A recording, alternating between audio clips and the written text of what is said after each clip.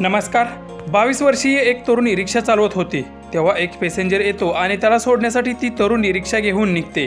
रिक्षामध्ये फक्त दोघेच होते। काही अंतर पुढे गेल्यानंतर असं काही घडतं ते पाहून तुम्हीही दुःखी होऊन जाल। व्हिडिओ पुढे पाहण्याआधी तुम्ही आपल्या चॅनलवरती नवीन असाल तर आपला आरजी मराठी न्यूज चॅनल जरूर सबस्क्राइब करून घ्या।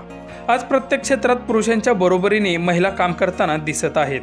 अगदी महाराष्ट्र परिवहन मंडळाने सुद्धा महिलांना एसटी चालवण्याची परमिशन दिली आहे। हे होत असताना काही महिला आपल्या कुटुंबासाठी थोडाफार आर्थिक हातभार लागावा म्हणून स्वतः रिक्षा चालवतानाही दिसतात।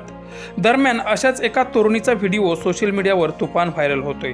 यामध्ये तुम्ही पाहू शकता की ही तरुणी प्रथम देवाचं दर्शन घेते तेव्हाच एक पॅसेंजर येतो आणि एका ठिकाणी सोडायला सांगतो।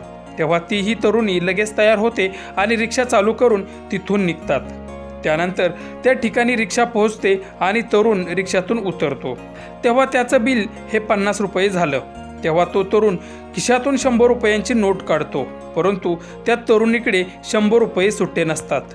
तेव्हा तो तरुण त्या तरुणीला उलटसुलट बोलतो, तरीही ती तरुणी शांतपणे ऐकून घेते आणि स्वतःच रिक्षातून उतरते आणि बाजूच्याच दुकानातून सुट्टे पैसे आणून त्या तरुणाला देते।